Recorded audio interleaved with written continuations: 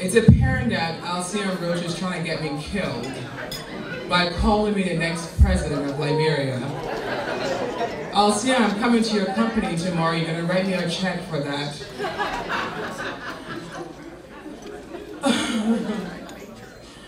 I am extremely grateful to stand here tonight in the presence of this great and gorgeous audience. I don't have a written speech at all because I always tend to want to come in front of the crowd and take a look and see what to say. And I'm just so privileged to be standing here today in front of you. The very humble young girl who was very quiet, not saying a word until she was spoken to, has grown into a woman who has been called very controversial. But I guess I've grown into accepting the fact that I'm controversial, and I plan to remain controversial for the rest of my life. For as long as my controversies represent something higher than myself. And no, it's not about being a man-stealer, no. You know, I was born in a small West African country that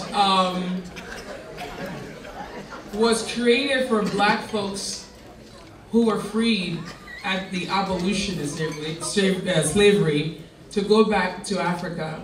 This country is called Liberia. Stemmed from the Greek word libre, or the French word libre, means liberty. So I'm from Liberia. Of course, my family migrated from the Jamaica Islands. So this is something Alcyon and I share in common as well. Yes, I'm a Jamaican girl, just happened to be living in Liberia. So there's a great deal of history there. But I stand here today to receive this philanthropic award because of the work I do with 4 children in Liberia. Being born and raised in Liberia, being forced out of Liberia several times. The first time around was a civil conflict that started in my native land.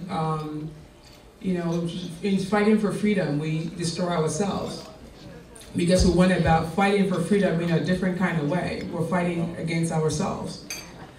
And that's something I see happens quite frequently. At the end of the Civil War, my life was spared. I was not raped. I was not killed. Of course, my father was murdered. I made my way to the hard ghettos of Newark, New Jersey. Never been culturally shocked in my life, but I was culturally shocked because I came to face a new reality in America where black folks were killing each other, where I had just left Liberia where black folks were killing each other. And I didn't expect to see that in America. For us growing up in Africa, America was a place where trees grew money. The sidewalks were paved with gold. Everyone was successful. How dare me come to an America where black folks like myself are killing each other and stealing from each other and prostituting themselves and all these things. And I was shocked because I was told one thing, go to America, make the best out of yourself and come back home and do as much as you can. So when I arrived in America where I saw folks weren't doing as much as they can, I was very shocked. And I said, who's responsible for this? This is not the America I was sent to.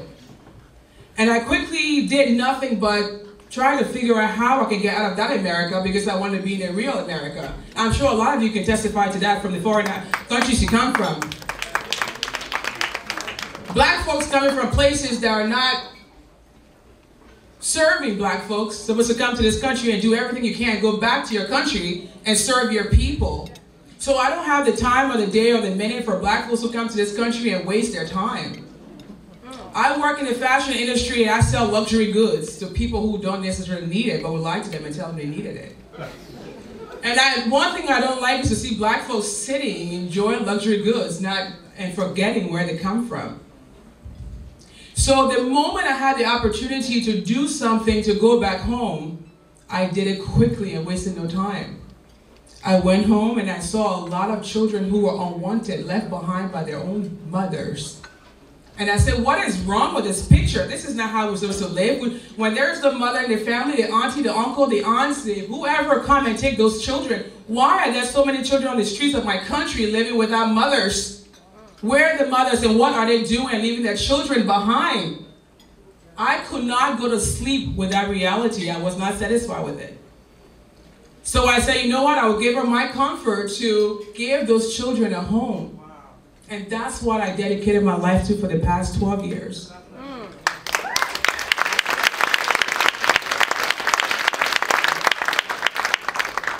I want to thank Hargrave. I'm going to stop here and thank Hargrave for this opportunity of this award.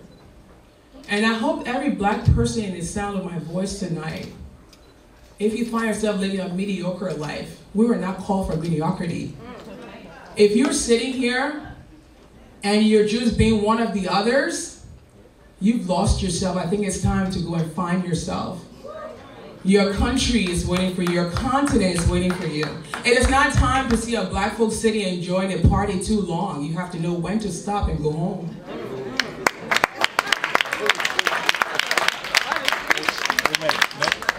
The countries in the islands are waiting. Those people who are shackled in chains and came across the Atlantic, some of them fell in the deep oceans. Their spirits are going to come after you until you pick up your responsibility. And I know I've heard their voice many times, over and over, calling me home. So, Carl, I do thank you for this opportunity. I do thank my team for supporting me, a beautiful Jenny, Bridget, and John. I thank you very much. My sister, Georgie Badell. Thank you, Dolly, Lisa. And there is one person I would not be doing justice if I stood here and didn't say thank you to this man who has given me the opportunity to do everything I set my heart out to do. Barry Siegel.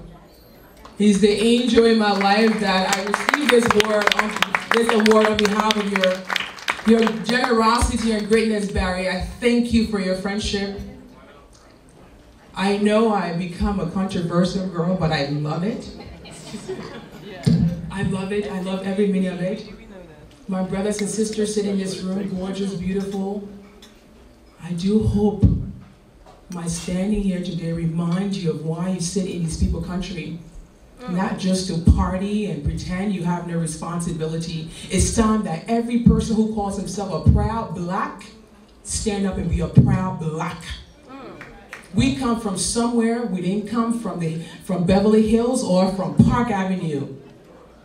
You take your responsibility and you take it home. And if it's just a child on the street, you provide for that child. You don't have to be the biological mother of that child.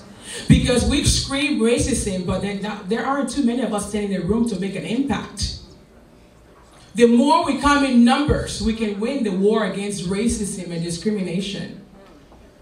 2 or 3 standing in the room would never win that war against discrimination. So I stop here now and I say thank you and good night.